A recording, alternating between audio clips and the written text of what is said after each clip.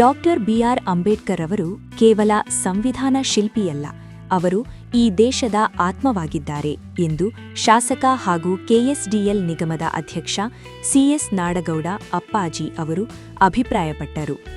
ಮಂಗಳವಾರ ತಾಲೂಕಾಡಳಿತ, ತಾಲೂಕು ಪಂಚಾಯತ್, ಸಮಾಜ ಕಲ್ಯಾಣ ಇಲಾಖೆ ಹಾಗೂ ಪುರಸಭೆ ಮತ್ತು ವಿವಿಧ ದಲಿತ ಪರ ಸಂಘಟನೆಗಳ ಸಂಯುಕ್ತ ಆಶ್ರಯದಲ್ಲಿ ಹಮ್ಮಿಕೊಂಡಿದ್ದ ಅಂಬೇಡ್ಕರ್ ರವರ 135ನೇ ಜಯಂತಿ ಕಾರ್ಯಕ್ರಮದ ಅಧ್ಯಕ್ಷತೆ ವಹಿಸಿ ಅವರು ಮಾತನಾಡುತ್ತಿದ್ದರು. ದೇಶಕ್ಕೆ ಮಹಾತ್ಮ ಗಾಂಧೀಜಿ ಹೇಗೆ ಪಿತಾಮಹರು, ಹಾಗೆಯೇ ಅಂಬೇಡ್ಕರ್ ರವರು ದೇಶದ ಆತ್ಮ ಎಂದು ಬಣ್ಣಿಸಿದ ಶಾಸಕರು, 135 ವರ್ಷಗಳ ಹಿಂದೆ ಹಳ್ಳಿಗಳಲ್ಲಿ ಅಸ್ಪೃಶ್ಯತೆ ತಾಂಡವವಾಡುತ್ತಿತ್ತು. ದಲಿತರಿಗೆ ಬಾವಿಯ ನೀರನ್ನು ಮುಟ್ಟಲು ಸಹ ಬಿಡುತ್ತಿರಲಿಲ್ಲ. ಜಾತಿಯ ಆಧಾರದ ಮೇಲೆ ವೃತ್ತಿ ವಿಂಗಡಣೆಯಾಗಿತ್ತು. ಆದರೆ ಅಂಬೇಡ್ಕರ್ ರವರು ಮಾನವ ಧರ್ಮದ ಏಳ್ಗೆಗಾಗಿ ಮತ್ತು ಅಖಂಡ ಭಾರತದ ಒಕ್ಕೂಟ ವ್ಯವಸ್ಥೆಗಾಗಿ ಸಂವಿಧಾನ ಬರೆದರು. ಅವರಲ್ಲಿ ದೂರದೃಷ್ಟಿ ಇಲ್ಲದಿದ್ದರೆ ಅಂದಿನ ಸಂದರ್ಭದಲ್ಲಿ ದೇಶದ ಪರಿಸ್ಥಿತಿ ಬೇರೆಯೇ ಇರುತ್ತಿತ್ತು ಎಂದು ನೆನಪಿಸಿಕೊಂಡರು. ಸೋಲ್ ಆಫ್ ನೇಷನ್ ಇವತ್ತು ನಮ್ಮ ದೇಶದ ಒಂದು ಆತ್ಮ. ವ್ಯಾಖ್ಯಾನಗಳು ನಾನಾ ರೀತಿಯಾದಂಥ ವಿಚಾರಗಳನ್ನು ಹುಟ್ಟಾಕ್ತಕ್ಕಂಥದ್ದು ಬಹಳಷ್ಟು ಜನರಿದ್ದಾರೆ. ಅದನ್ನು ತಲೆಗೆಡಿಸ್ಕೊಳ್ಳೋದು ಅವಶ್ಯಕತೆ ಕೂಡ ಇಲ್ಲ. ಅದರ ಬಗ್ಗೆ ಎಷ್ಟು ವಿಮರ್ಶೆ ಮಾಡಲಿಕ್ಕೆ ಇಳಿತೀವೋ ಅಷ್ಟು ನಮ್ಮಲ್ಲಿ ಇರ್ತಕ್ಕಂಥ ಭೇದಗಳು, ಭಿನ್ನಾಭಿಪ್ರಾಯಗಳು ಜಾಸ್ತಿ ಆಗ್ತವೆ.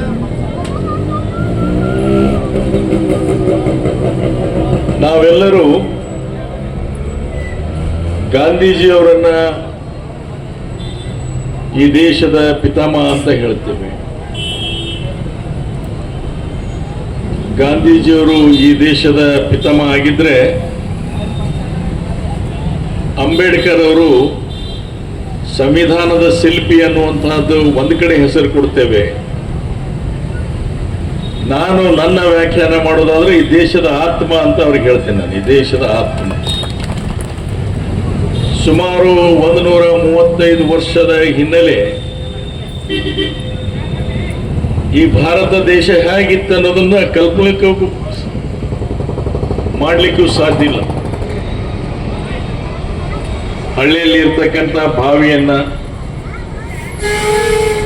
ಯಾರಾದ್ರೂ ಹೋಗಿ ಆ ಬಾವಿಯನ್ನ ನೀರು ತಗೊಳ್ಳೋದು ಇರಲಿ, ಆ ಬಾವಿ ಹೋಗಿ ಮುಟ್ಟಿಬಿಟ್ರೆ ಆಯ್ತು. ಆ ಮುಟ್ಟಕ್ಕೂ ಅಧಿಕಾರ ಇರಲಿಲ್ಲ ಅವ್ರಿಗೆ.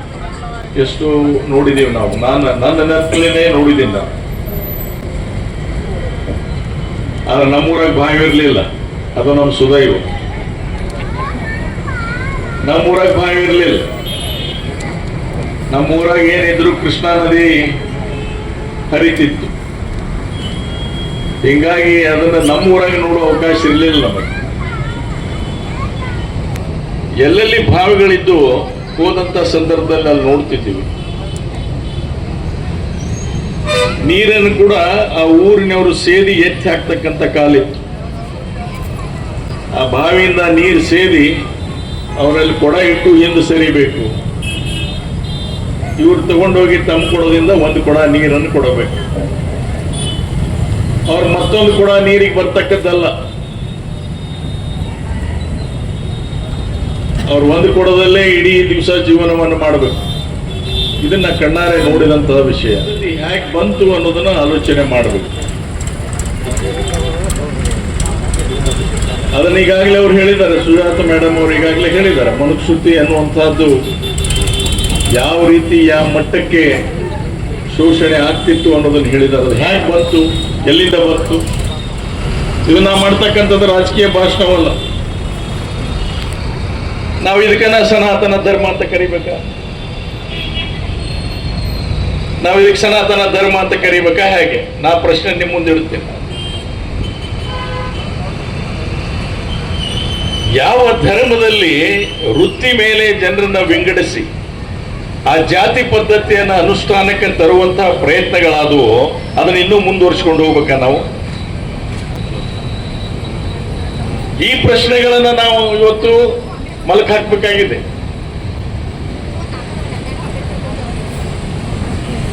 ಸ್ವತಂತ್ರ ಭಾರತದಲ್ಲಿ ಇವತ್ತು ಅಂಬೇಡ್ಕರ್ ಅವರು ಧ್ವನಿ ಎತ್ತಿದ್ರು ಅಂತಂದ್ರೆ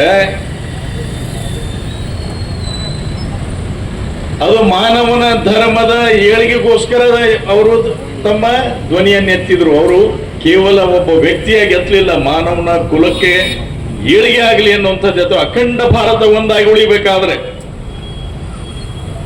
ಅಖಂಡ ಭಾರತ ಒಂದಾಗಿ ಉಳಿಬೇಕಾದ್ರೆ ಈ ಸಂವಿಧಾನದಲ್ಲಿ ಎಲ್ಲ ಅಂಶಗಳು ಬರಬೇಕು ಅನ್ನುವಂಥದ್ದಕ್ಕೋಸ್ಕರನೇ ಅವರು ಆ ರೀತಿಯಾದಂತಹ ರಚನೆ ಮಾಡಿದ್ರು. ಪಾಕಿಸ್ತಾನ ಒಂದಾಗಿ ಹೋತು. ಎದರ ಮೇಲಾಯ್ತು? ಜಾತಿಯ ವಿಭಜನೆ ಮೇಲಾಯ್ತು, ಧರ್ಮದ ವಿಭಜನೆ ಮೇಲಾಯ್ತು. ಪಾಕಿಸ್ತಾನ ಬೇಕು ನಮಗೆ, ಈಸ್ಟ್ ಪಾಕಿಸ್ತಾನ್, ವೆಸ್ಟ್ ಪಾಕಿಸ್ತಾನ್ ಅಂತ ಎರಡು ದೇಶಗಳದು. ಅಖಂಡ ಭಾರತ ಮೊದಲ ಜಂಬೂ ದ್ವೀಪ ಅಂತ ಅನಿಸ್ಕೊಂತ ಇತ್ತು. ಶೇಕಡ 18% ಅಸ್ಪೃಶ್ಯ ಜನ ಇರತಕ್ಕಂತ ಈ ಭಾರತ ದೇಶದಲ್ಲಿ ನಮಗೂ ಕೂಡ ಒಂದು ಪ್ರತ್ಯೇಕ ದೇಶ ಬೇಕು ಅಂತಂದಿದ್ರೆ ನಮ್ಮ ಪರಿಸ್ಥಿತಿ ಎಲ್ಲಿಗೆ ಬರ್ತಿತ್ತು ಅನ್ನೋದನ್ನ ಆಲೋಚನೆ ಮಾಡ್ರಿ. ಇದನ್ನ ಎಷ್ಟು ಜನ ಆಲೋಚನೆ ಮಾಡ್ತೀವಿ? ಅಂಬೇಡ್ಕರ್ ಅವರ ಪ್ರತಿ ದಿನದ ಒಂದು ಜೀವನ ಏನಿದೆ ಅಲ್ಲ, ಅದು ಅಭ್ಯಾಸ ಮಾಡ್ತಕ್ಕಂಥ ದಿನ ಆಗಿದೆ. ನೀವು ನಾವು ಅಭ್ಯಾಸ ಮಾಡ್ತಕ್ಕಂಥ ದಿನವಾಗಿದೆ. ಆ ಕುರಿ ಕಡಿಯೋದನ್ನ ಬೇಕಾಗಿತ್ತು ಅಂದ್ರೆ ಒಂದು ಮನೆಯಾಗ ಎಲ್ಲ ಒಂದ್ ಕಡೆ ಕಡೀರಿ, ಊಟ ಮಾಡ್ರಿ. ಒಂದು ಕಡೀರಿ ಅಂದ್ರೆ ಅದನ್ನ ಊಟ ಮಾಡ್ರಿ, ಮಟನ್ ಊಟ ಮಾಡ್ರಿ. ಯಾರು ಬೇಡ, ಆಹಾರ ಪದ್ಧತಿ ಯಾರು ಕೂಡ ಅದನ್ನ ಬದಲಾವಣೆ ಮಾಡಲಿಕ್ಕೆ ಸಾಧ್ಯ ಇಲ್ಲ. ಆದ್ರೆ ದೇವ್ರ ಹೆಸರಿನ ಮೇಲೆ ಇವೆಲ್ಲ ಮಾಡಬೇಡಿ. ನಮ್ಮ ಊರಾಗ ದುರ್ಗವ್ವ ಸಿಟಿಗೆ ಎದ್ದಾಳ್ರಿ, ಆಕೆಗೆ ಬ್ಯಾಟಿ ಕೊಡ್ಲಿಲ್ಲ ಅಂತಂದ ಅದಕ್ಕೆ ನಮ್ಮ ಊರಾಗ ಇಂಥವೆಲ್ಲ ನಡೆದವ್ರಿ. ಅದು ಯಾರು ಮಾಡ್ತಾರ ಗೊತ್ತ ನಿಮಗೆ? ನೀವು ಮಾಡಂಗಿಲ್ಲ. ಅದನ್ನ ನಮ್ಮಂತ ತಿನ್ಬೇಕಂತ ಬಯಸ್ತೀವಲ್ಲ ಅಂತವ್ರ ಸುದ್ದಿ ಚಾಲು ಮಾಡ್ತೀವಿ. ಆಮೇಲೆ ಇವತ್ನಾಳು ನೀವು ಕುರಿ ಕೊಯ್ತಿರಲ್ಲ, ಯಾರು ಕುರಿ ಕೊಯ್ತಾರ? ನೀವು ಅಷ್ಟೇ ಅಲ್ಲ, ಯಾರೇ ಕೊಯ್ಲಿಲ್ಲ. ಹಾಲು ಮತದವರಾಗಿರ್ಲಿ, ಇನ್ನೊಬ್ಬ ಮತದವರಾಗಿರ್ಬೋದು, ಯಾರೇ ಅನ್ರಿ ಕೊಯ್ತಿರಲ್ಲ. ಹೋದಾಗ ನಿಮ್ಮ ಮಂದಿ ಅಷ್ಟು ಇರ್ತಾರ, ಅದಕ್ಕಿಂತ ಹೆಚ್ಚು ನಮ್ಮ ಮಂದಿನೇ ಇರ್ತಾರೆ. ಇವತ್ತು ತಿನ್ನಕ್ ನಮ್ಮ ಮಂದಿನೇ ಹೆಚ್ಚಿರ್ತಾರೆ. ಬಸವಣ್ಣನ ಬಾಯಾಗ ಮಾತಾಡೋದು ಮತ್ತಲ್ಲಿ ತಿನ್ನಕ್ ಹೆಚ್ಚು ನಾವೇ ಇರ್ತೀವಿ. ಅದಕ್ಕೆ ಮೂಢನಂಬಿಕೆ ಅಂತ ಹೇಳ್ತೀವಿ. ಆ ಮೂಢನಂಬಿಕೆಯಿಂದ ದೂರ ಆಗ್ರಿ, ವಿದ್ಯಾವಂತರಾಗ್ರಿ, ಸುಶಿಕ್ಷಿತರಾಗ್ರಿ, ಶಿಸ್ತಿನಿಂದ ಬದುಕು ಮಾಡ್ರಿ, ಸ್ವಚ್ಛತಾ ಬದುಕು ಮಾಡ್ರಿ, ವ್ಯಸನಗಳನ್ನ ದೂರ ಮಾಡ್ರಿ, ಕುಡಿದು ಕುಣಿತಗಳನ್ನ ಬಿಡ್ರಿ, ಜಗಳ ವೈಷಮ್ಯ ಬಿಡ್ರಿ. ಯಾರಾದ್ರೂ ನಿಮ್ಮನ್ನು ಉಪಯೋಗ ಮಾಡ್ಕೊಳ್ಳೋದು, ಆ ಗೌಡನ ಮೆತ್ತಗೆ ಮಾಡ್ಬೇಕಂದ್ರೆ ಈ ಗೌಡ ತಗೊಂಡು ನಿಮ್ಮನ್ನ ಮೆತ್ತಗೆ ಮಾಡೋದು, ಮತ್ತೆ ಅವ ಇವನು ಮೆತ್ತಗೆ ಮಾಡ್ಬೇಕಾದ್ರೆ ಮತ್ತೊಬ್ಬ ತಗೊಂಡು ಇವನ್ ಮೆತ್ತಗೆ ಮಾಡೋದು. ಅದಕ್ಕೆ ಆ ಏನು ಒಬ್ಬ ತಗೊಂಡು ಒಬ್ಬವನ್ನ ಮೆತ್ತಗೆ ಮಾಡೋದಕ್ಕೆ ಉಪಯೋಗ ಮಾಡ್ಕೊಳ್ತಕ್ಕಂಥ ವಸ್ತು ಕೂಡ ಆಗಬೇಡ್ರಿ ದಯವಿಟ್ಟು ಅಂತ ಕೈ ಮುಗಿದು ನಿಮ್ಮಲ್ಲಿ ಕೇಳ್ಕೊತೇನೆ. ಕಾರ್ಯಕ್ರಮದಲ್ಲಿ ಭಾಗವಹಿಸಿದ್ದ ಕಾಂಗ್ರೆಸ್ ಮುಖಂಡ ಹಾಗೂ ಸಮಾಜ ಸೇವಕ ಶಾಂತಗೌಡ ಪಾಟೀಲ ನಡಹಳ್ಳಿ ಮಾತನಾಡಿದರು. ಅಂಬೇಡ್ಕರ್ ಅವರು ಅಸ್ಪೃಶ್ಯತೆಯ ವಿರುದ್ಧ ಹೋರಾಡಿದ ಎರಡನೇ ಬಸವಣ್ಣ. ಅಂದು ಬ್ರಿಟಿಷರ ಕಾಲದಲ್ಲಿ ಸೀಮಿತವಾಗಿದ್ದ ಮತದಾನದ ಹಕ್ಕನ್ನು ಇಂದು ಪ್ರತಿಯೊಬ್ಬರಿಗೂ ಸಿಗುವಂತೆ ಮಾಡಿದ ಶ್ರೇಯಸ್ಸು ಅವರಿಗೆ ಸಲ್ಲುತ್ತದೆ. ಆದರೆ ಇಂತಹ ಮಹಾನ್ ನಾಯಕನನ್ನು ಚುನಾವಣೆಯಲ್ಲಿ ಸೋಲಿಸಿದ್ದು ಮತ್ತು ಅವರ ಸ್ಮಾರಕ ನಿರ್ಮಾಣಕ್ಕೆ ವಿಳಂಬ ಮಾಡಿದ್ದು ವಿಷಾದನೀಯ ಎಂದರು. ಸಾಧಕರಿಗೆ ಸನ್ಮಾನ ಮತ್ತು ವಿಶೇಷ ಉಪನ್ಯಾಸ. ಡಾಕ್ಟರ್ ಸುಜಾತಾ ಚಲವಾದಿ ಅವರು ಅಂಬೇಡ್ಕರ್ ಜೀವನದ ಕುರಿತು ವಿಶೇಷ ಉಪನ್ಯಾಸ ನೀಡಿದರು. ಇದೇ ಸಂದರ್ಭದಲ್ಲಿ ದ್ವಿತೀಯ ಪಿಯುಸಿ ಪರೀಕ್ಷೆಯಲ್ಲಿ ಅತಿ ಹೆಚ್ಚು ಅಂಕ ಗಳಿಸಿದ್ದ ವಿದ್ಯಾರ್ಥಿಗಳು ಹಾಗೂ ವಿವಿಧ ಕ್ಷೇತ್ರದಲ್ಲಿ ಸಾಧನೆ ಮಾಡಿದ ಸಾಧಕರನ್ನು ಸನ್ಮಾನಿಸಲಾಯಿತು. ಸಮಾಜ ಕಲ್ಯಾಣ ಇಲಾಖೆಯ ಸಹಾಯಕ ನಿರ್ದೇಶಕಿ ಬಸಂತಿ ಮಠ, ವೈಎಚ್ ವಿಜಯಕರ, ಪ್ರಭುಗೌಡ ದೇಸಾಯಿ ಹಾಗೂ ವಿದ್ಯಾರ್ಥಿ ಗೌತಮ್ ಕಾಳೆ ಸಹ ಅಂಬೇಡ್ಕರ್ ಕುರಿತು ಮಾತನಾಡಿದರು. ನಾವು ಜಯಂತಿಗೆ ಮಾತ್ರ ಬಾಬಾ ಸಾಹೇಬ್ ಅಂಬೇಡ್ಕರ್ ಅವರನ್ನ ಸೀಮಿತ ಮಾಡಿಕೊಂಡ್ರೆ ನಾವು ಯಾವ ಕಾಲದಲ್ಲೂ ಕೂಡ ನಾವು ಉದ್ಧಾರ ಆಗೋದಕ್ಕೆ ಸಾಧ್ಯ ಇಲ್ಲ.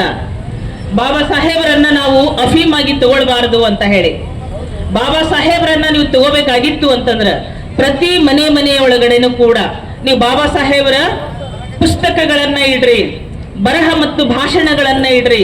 ಬಾಬಾ ಸಾಹೇಬರ ನಮ್ಮ ಗ್ರಂಥ ಯಾವುದು ಅಂತಂದ್ರೆ ಅದು ಸಂವಿಧಾನ ಗ್ರಂಥ. ಸಂವಿಧಾನ ಗ್ರಂಥವನ್ನ ನಮ್ಮ ಮನೆಯೊಳಗೆ ನಾವು ಇಟ್ಕೊಂಡಿದ್ದೇ ಆಗಿತ್ತು ಅಂತಂದ್ರೆ ಬಾಬಾ ಸಾಹೇಬರು ಕಂಡಂತ ಪ್ರಬುದ್ಧ ಭಾರತ ಅಂತ ಏನಿದೇನೋ, ಪ್ರಬುದ್ಧ ಭಾರತದ ಕನಸನ್ನ ನಾವು ನನಸು ಮಾಡೋದಕ್ಕೆ ಸಾಧ್ಯ ಆಗ್ತದ. ಇಲ್ಲದೆ ಇದ್ರೆ ನಮ್ಗೆ ಸಾಧ್ಯ ಆಗೋದಿಲ್ಲ ಅಂತ ಹೇಳಿ ಅದಕ್ಕೆ ಬಾಬಾ ಸಾಹೇಬರು ಹೇಳಿದ್ರು, ನೀನು ಓದು ಓದು ಓದು, ಎಷ್ಟು ಓದು ನೀನು ಅಂತಂದ್ರೆ ನಿನ್ನ ಎದುರಿಗಿದ್ದಂತಹ ವ್ಯಕ್ತಿ ನಿನ್ನನ್ನ ನೋಡಿ ಹೆದರ್ಬೇಕವನು ಅಂತ ಹೇಳಿ. ನಮ್ಗದನ್ನ ಕನಸು ಇವತ್ತು ಕಾಣ್ತಾ ಇದೀವಿ ನಾವು ಅಂತ. ಹೇಗೆ ಕನಸನ್ನ ಕಾಣ್ತೀವಿ ಅಂತಂದ್ರೆ, ಇವತ್ತು ಡಾಕ್ಟರ್ ಸುಜಾತ ಅಂತ ನಾನು ಅನಿಸ್ಕೊಳ್ಳೋದಕ್ಕೆ ನನಗೆ ಬೇರೆ ಯಾವುದೋ ಪದವಿಗಳಲ್ಲ, ಅದು ನನ್ನ ಶಿಕ್ಷಣದ ಮೂಲಕ, ಅದು ಕೊಟ್ಟಿರುವಂತದ್ದು ಬಾಬಾ ಸಾಹೇಬರು ಕೊಟ್ಟಿರುವಂತಹ ಶಿಕ್ಷಣದ ಮೂಲಕ. ಮುದ್ದೇಬಿಹಾಳ ತಾಲೂಕಿನ ಒಂದು ವಿಶೇಷ ಹಾಗೂ ಹೆಮ್ಮೆಯ ವಿಷಯ. ಡಾಕ್ಟರ್ BR ಅಂಬೇಡ್ಕರ್ ಅವರು ಮಹಾನ್ ಭಾರತೀಯ ರಾಜಕೀಯ ನಾಯಕರಾಗಿ, ಇತಿಹಾಸಕಾರರಾಗಿ, ಸಂಸದೀಯ ಪಟುವಾಗಿ, ಸಂವಿಧಾನ ಶಿಲ್ಪಿಯಾಗಿ, ತತ್ವಜ್ಞಾನಿಯಾಗಿ, ಮಾನವ ಶಾಸ್ತ್ರಜ್ಞರಾಗಿ, ಅರ್ಥಶಾಸ್ತ್ರದ ಉಪನ್ಯಾಸಕರಾಗಿ, ಪ್ರಭಾವಶಾಲಿ ಬರಹಗಾರರಾಗಿ ಮತ್ತು ಬೌದ್ಧ ಪುನರುಜ್ಜೀವನದ ಸಾಧನೆಗಳನ್ನು ಮಾಡಿದ್ದು ಮುಗಿಲೆತ್ತರದಷ್ಟಿದೆ. ಅವರಿಗೆ ಹೃತ್ಪೂರ್ವಕ ನೀಡುವ ಏಕೈಕ ಮಾರ್ಗವೆಂದರೆ ಅವರು ನಿಗದಿಪಡಿಸಿದ ಮಾರ್ಗಗಳು ಮತ್ತು ತತ್ವಗಳನ್ನು ಅನುಸರಿಸುವುದು. ಜಾತಿ, ಲಿಂಗ, ಮತ ಭೇದ ತಾರತಮ್ಯ ಮಾಡದೆ ನಾವೆಲ್ಲರೂ ಒಂದಾಗಿ ಈ ದೇಶವನ್ನು ಉನ್ನತ ಸ್ಥಾನಕ್ಕೆ ಒಯ್ಯೋಣ ಎಂದು ಈ ಸಂದರ್ಭದಲ್ಲಿ ನಾವೆಲ್ಲ ಪ್ರತಿಜ್ಞೆ ಮಾಡೋಣ.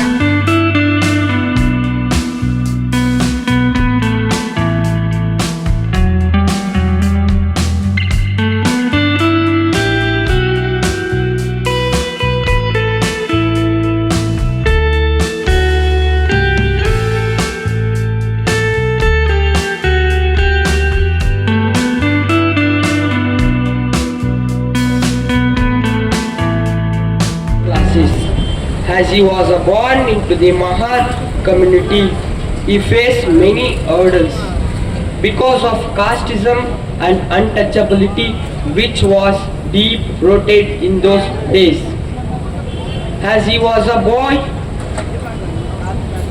he faced many hurdles and he was always ahead because of his extraordinary talent. He earned doctorates from both Columba University and Lahore School of Economics. ಕಾರ್ಯಕ್ರಮ ಆರಂಭಕ್ಕೂ ಮುನ್ನ ಶಾಸಕ ಅಪ್ಪಾಜಿ ನಾಡಗೌಡ ಅವರು ಅಂಬೇಡ್ಕರ್ ವೃತ್ತದಲ್ಲಿ ಪ್ರತಿಮೆಗೆ ಬೃಹತ್ ಹೂಮಾಲೆಯನ್ನ ಹಾಕಿ ಗೌರವ ಸಲ್ಲಿಸಿದರು.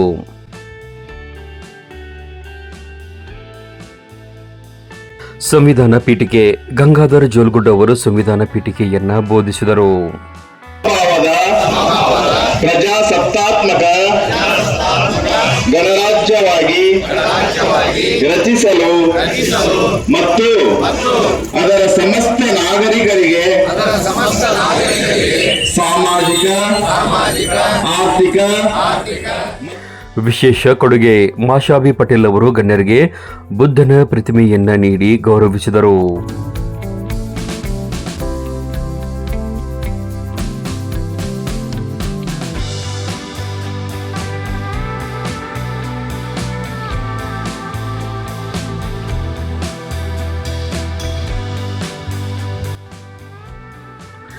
ಸಿದ್ದು ಛಲವಾದಿ ಸಂಪಾದಕತ್ವದ ಮಹಾನ್ ನಾಯಕ ಕ್ಯಾಲೆಂಡರ್ ಈ ವೇಳೆ ಬಿಡುಗಡೆ ಮಾಡಲಾಯಿತು. ಪುರಸಭೆಯ ಮುಂಭಾಗದಲ್ಲಿ ಅನ್ನ ಸಂತರ್ಪಣೆ ವ್ಯವಸ್ಥೆ ಮಾಡಲಾಗಿತ್ತು.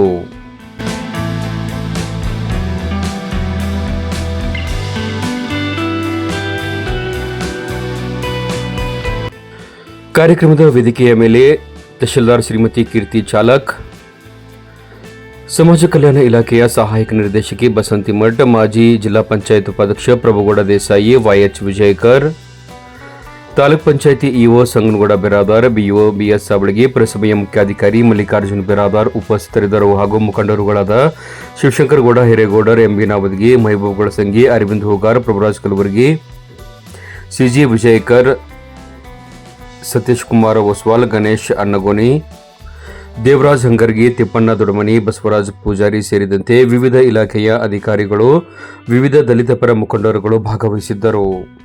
ಸಂಗಮೇಶ್ ಶಿವನ್ಗಿ ಬಳಗ ನಾಡಗೀತೆಯನ್ನ ಹಾಡಿದರು. ಪತ್ರಕರ್ತ ಪರಶುರಾಮ್ ಕಣ್ಣೂರ್ ಸ್ವಾಗತಿಸಿದರು.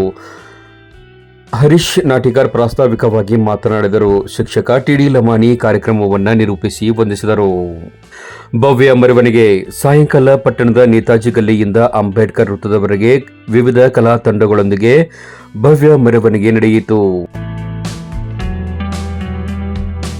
ಪಟ್ಟಣದ ಹುಡುಕೋ ಬಡಾವಣೆಯ ಮುಖ್ಯ ದ್ವಾರದ ಬಳಿ ಹಿಂದೂ ಸರ್ವ ಸಮಾಜದ ವತಿಯಿಂದ ಮೆರವಣಿಗೆಯಲ್ಲಿ ಭಾಗವಹಿಸಿದವರಿಗೆ ತಂಪು ಪಾನೀಯವನ್ನು ವಿತರಿಸಲಾಯಿತು.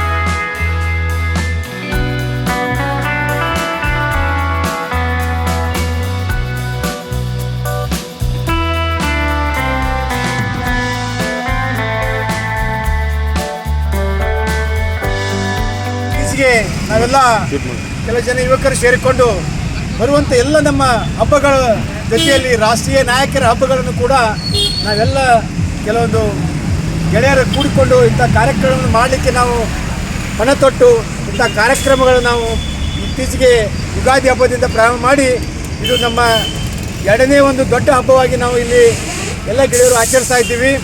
ಇಂಥ ನಾಯಕರ ಒಂದು ಜನ್ಮದಿನದಂದು ಎಲ್ಲ ನಮ್ಮ ಈ ಆಚರಣೆ ಮಾಡುವಂಥ ಎಲ್ಲ ನಮ್ಮ ಬಾಂಧವರು ಕೂಡ ಇವತ್ತು ನೇತಾಜಿ ನಗರದಿಂದ ಒಂದು ಬೃಹತ್ ರ್ಯಾಲಿ ಮುಖಾಂತರ ಇಲ್ಲಿ ಅಂಬೇಡ್ಕರ್ ಒಂದು ವೃತ್ತದಲ್ಲಿ ಆಗಮಿಸಿ ಒಂದು ಈ ಪ್ರೊಸೆಷನ್ ತೆಗೆದುಕೊಂಡು ಹೋಗ್ತಾ ಇದ್ದಾರೆ.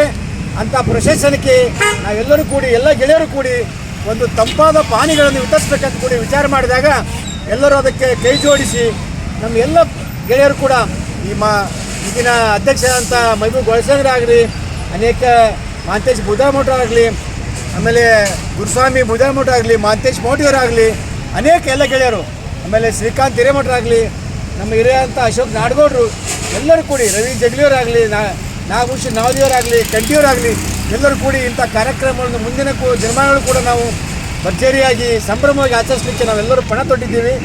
ಎಲ್ಲ ಸಮಾಜ, ಹಿಂದೂ ಸಮಾಜಕ್ಕೆ ಎಲ್ಲ ಸಮಾಜವನ್ನು ಕೂಡ ಒಗ್ಗಟ್ಟಿಗೆ ಕೂಡಿ ಒಂದು ಒಳ್ಳೆಯ ಹಬ್ಬಗಳನ್ನು ಆಚರಿಸಲಿಕ್ಕೆ ನಾವೆಲ್ಲ ಕಂಕಣಬದ್ಧರಾಗಿದ್ದೀವಿ.